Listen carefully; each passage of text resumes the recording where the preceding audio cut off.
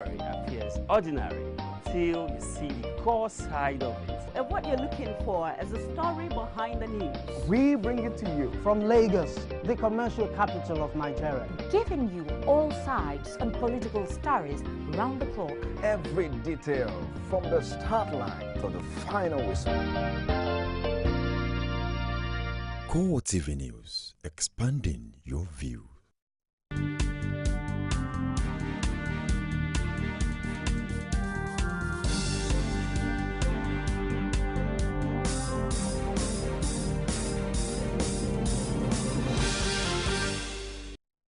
Thank you for joining us again on CoreTV News. I am Frank Omanape.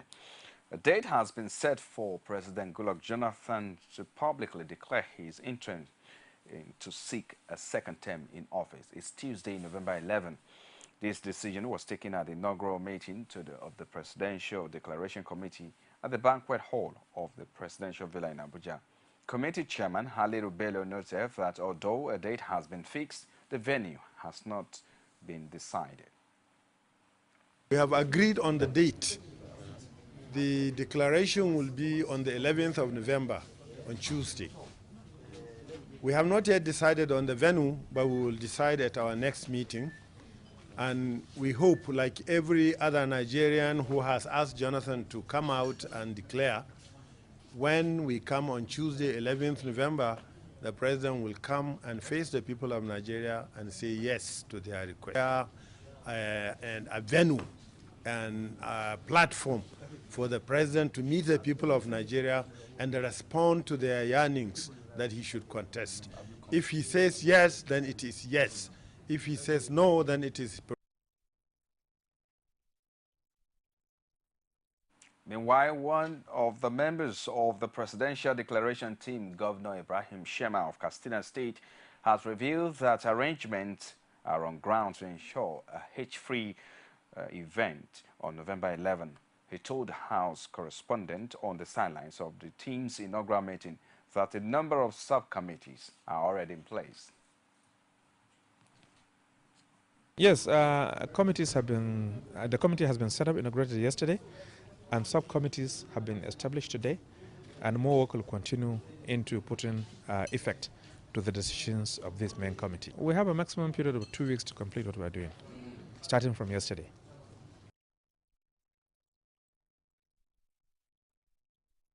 Few days after he urged former head of state Muhammadu Buhari to step down for younger opposition candidate, renowned Islamic cleric Ahmadu Gumi has asked President Goodluck Jonathan to drop his re-election bid.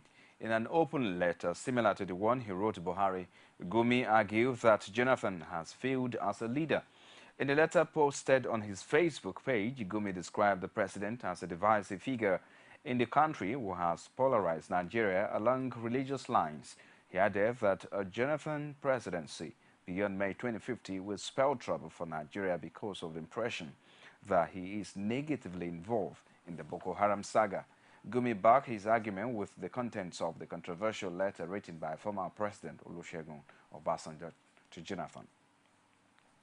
A presidential aspirant in the All Progressive Congress, Nda Isaiah, has again reaffirmed his opposition to candidates' consensus candidacy. Speaking against the backdrop of APC governor's position on the issue, Nda Isaiah maintains that he fully supports a free and fair presidential primary based on secret balloting. He made his stance on consensus arrangement clear in a recent exclusive interview with CoreTV News. Well, consensus candidate means that they have looked at all the candidates and see who is better fit to win for us. And when you are going to choose a consensus candidate, let's even take specifically this instance now. We are going to, the PDP has already declared that APC is, that Jonathan is their candidate. So in choosing a consensus candidate, what the party would do, first is that everybody will agree on the terms of the choice of this consensus candidate, since we intend to win. And winning is logic. Winning is arithmetic. Jonathan is the candidate. So when you want to choose a consensus candidate. You don't just come up and say, okay, you be consensus candidate and others. It's not done that way. That is why anywhere it is done so, it fails. Everybody sits down and look at, okay, if you, Mr. X, contest against Jonathan, these are the chances. This is what is going to happen. This is going to be the electoral behavior of this group, that group, this group. You know, there are 36 states in the country. If for instance, they say that there is a consensus and you just call Atiku now, and Atiku comes out to say, I don't agree, then it is not a consensus. Then Atiku and any other person can contest. But if it is a consensus, then everybody has agreed. Then you can't be asking me, will you agree? If that question comes up, will you agree, then it means that it is not a consensus. Consensus will be very good if we all if we all sit down and do the arithmetic among ourselves. The governor of Kano State, Rabiu Kwankwaso, says all those aspiring to become a president in the All Progressive Congress are better than President Goodluck Jonathan. He also said because of the array of aspirants in the APC, it will be wrong to assume that the party will split after its presidential primary. Kwankwaso, who spoke with journalists in Abuja on Friday evening, said it was also wrong to assume that the ruling People's Democratic Party has a presidential candidate already. Apart from Kwankwaso, other presidential aspirants in the APC are a former head of state, Muhammadu Buhari, a former vice president, Atiku Abubakar, and a newspaper publisher, Sam Ndaisaya. The governor said he would openly declare his intention on October 28, adding that it was difficult for him to secure a venue for the declaration.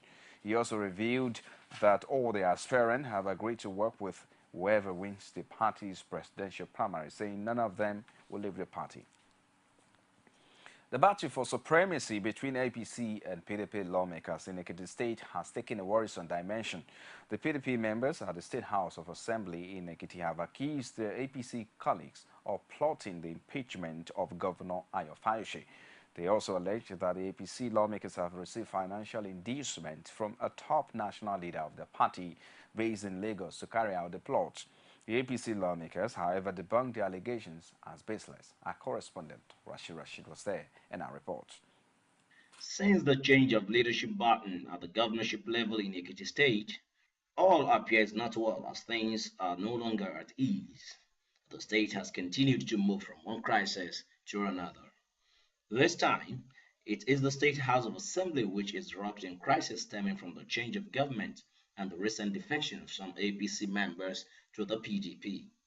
Firing the first salvo, the new PDP members alleged that their former party colleagues has perfected plan to impeach Governor Fayose with heavy financial backing from a national leader of the party, an allegation described as laughable by the APC lawmakers. The speaker collected 100 million naira and the other members collected 800 million naira. So to put this state to coma and coming back to say they are addressing press, it's just a defense mechanism. We have been alleged that we went to Lagos to collect 50 million naira per honorable members and the right honorable speaker 100 million naira.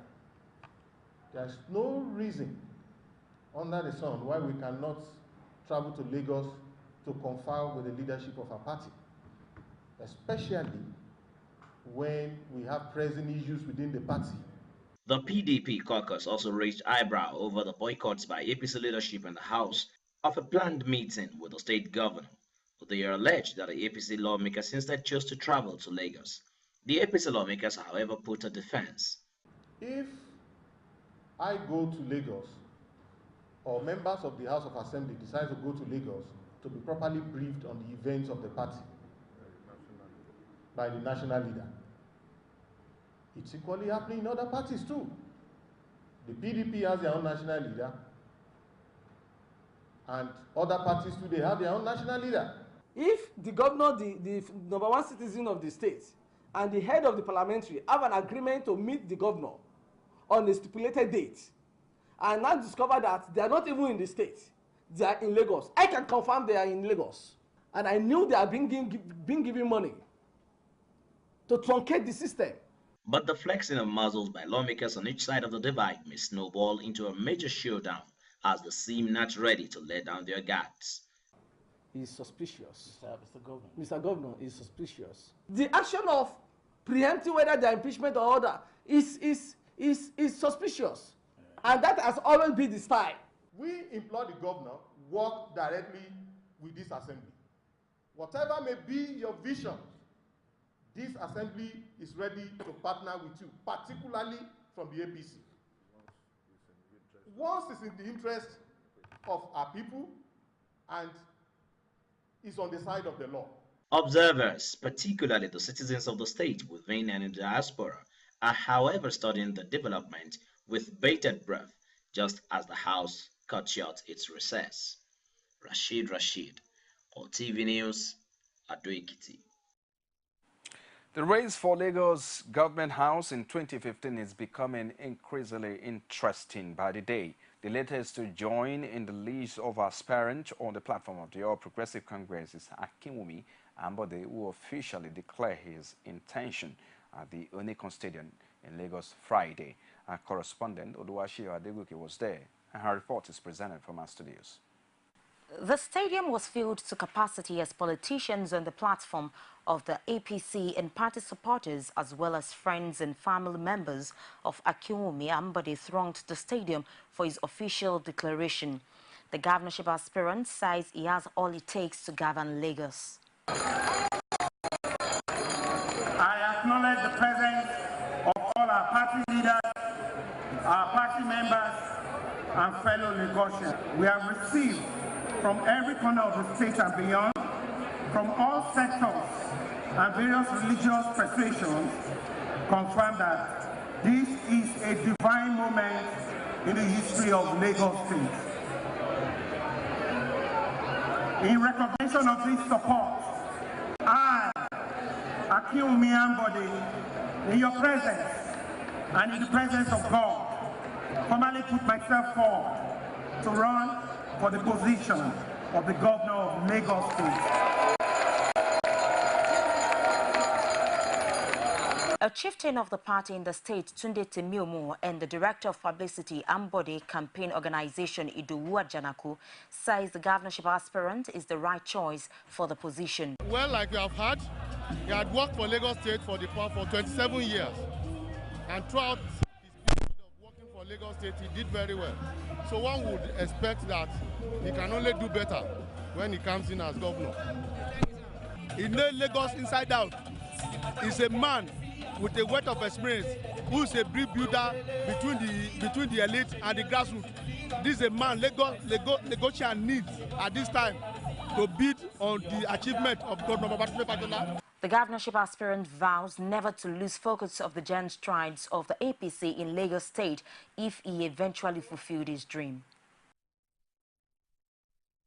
You're watching CoreTV News on the hour. We'll take a break now. We'll be back shortly with more stories. Join us again. Glad to have you join us another edition of The Political Arena, the most detailed and incisive political show. If you are a sitting governor and the opposition is able to stomach structure against you, that means you are wicked to the people.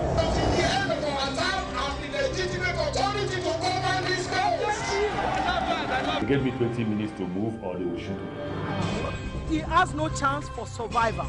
If he likes himself, this is the best time to get out before he perishes. The PDP as a ruling party has failed. So anybody who thinks that government will fold his hands and allow miscreants to take over the streets of our own state and cause havoc is deceiving himself. The good, bad, ugly and beautiful sides of the Nigerian political system. Join me every Sunday at 9:15 p.m. on CoreTV News. Glad to have you back now. For more information on our news and other programs, visit our Facebook page. It's facebook.com/CoreTV News. And our Twitter handle @CoreTV News NG. You can also log on to www.youtube.com/CoreTV News. The United Nations says it will continue to support Nigeria in promoting peace, religious tolerance and unity. UN Resident Coordinator Dauda Toure made the commitment at the 69th UN Day celebration in Abuja. The commemorative event was held on the premises of the UN building that was hit by a car bomb more than 3 years ago.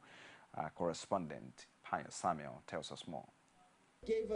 This is the first UN Day celebration on the premises of the UN House since a suicide bomber killed scores of people and almost brought down the complex on August 26, 2011.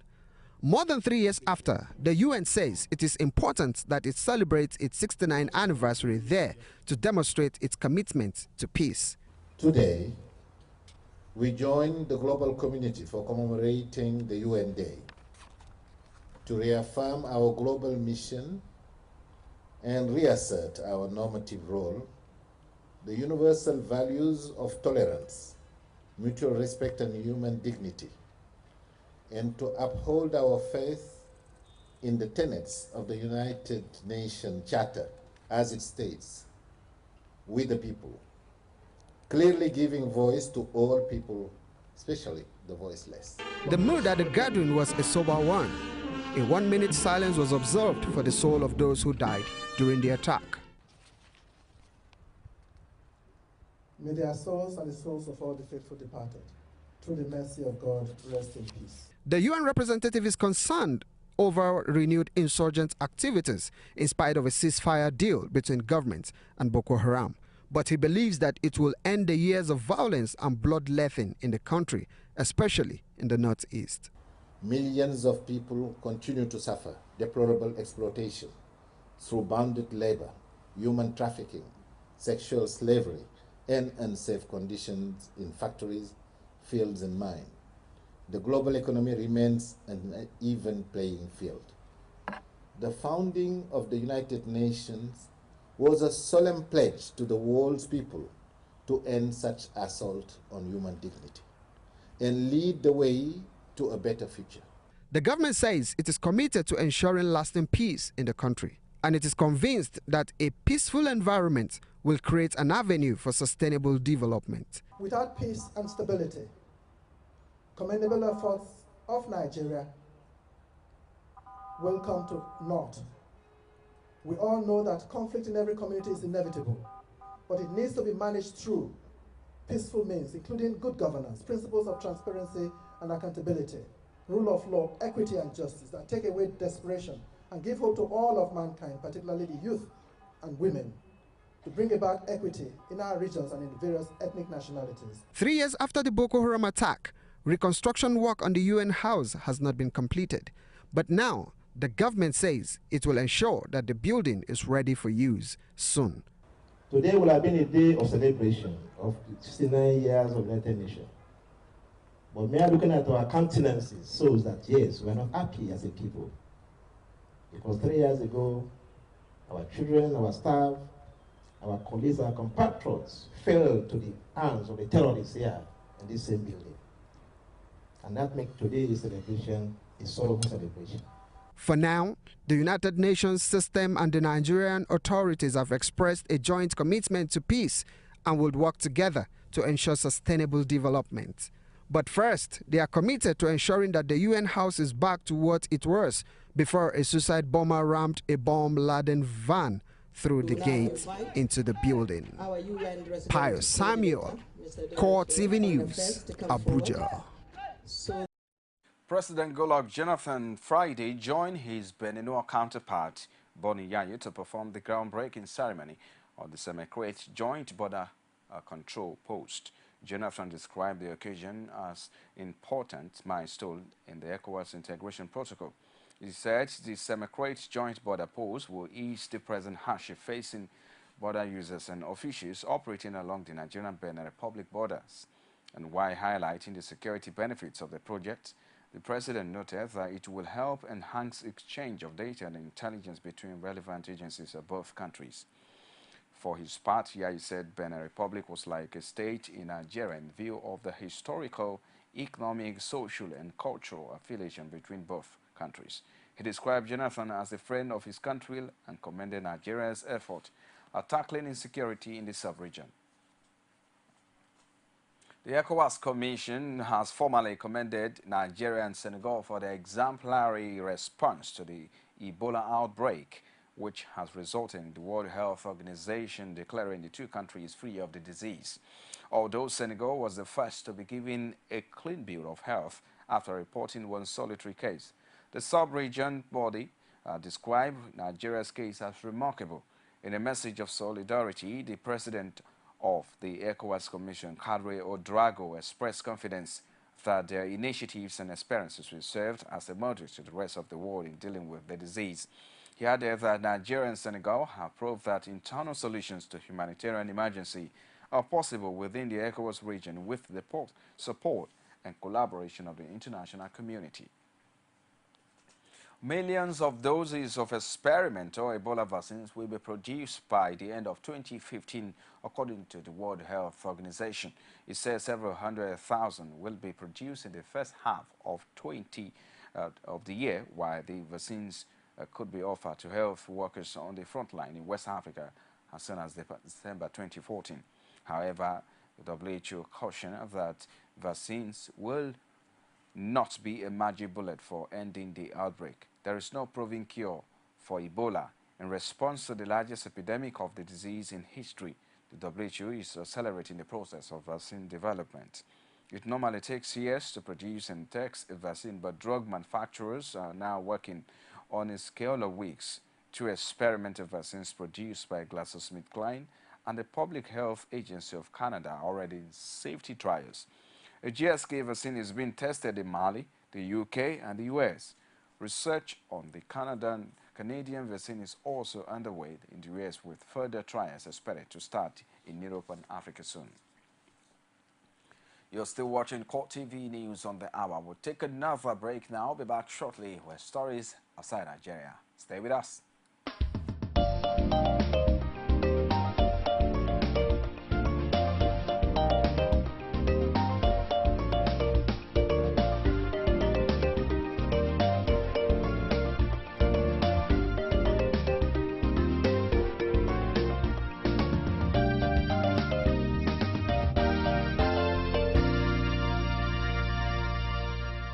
CoreTV News, expanding your view. Glad to have you back now. Outside Nigeria, David Cameron has angrily insisted the UK will not pay £1.7 billion being demanded by the European Union. If people think I am paying that bill on December, they have another thing coming. The Prime Minister said in Brussels it's not going to happen. But Commission President Jose Manuel Barroso said the demand should not have come as a surprise to UK. He said it was made under a system agreed by all the member states and based on data provided by them. EU finance ministers have agreed to the UK's request for emergency talks about the top-up payment, which will add about a fifth to the UK's annual net EU contribution of £8.6 billion. Cameron said he was downright angry and said the British public will find the vast sum totally unacceptable. Well, and that's a wrap on CoreTV News at this time. Many thanks for watching. I am Frank Omanape. Bye for now.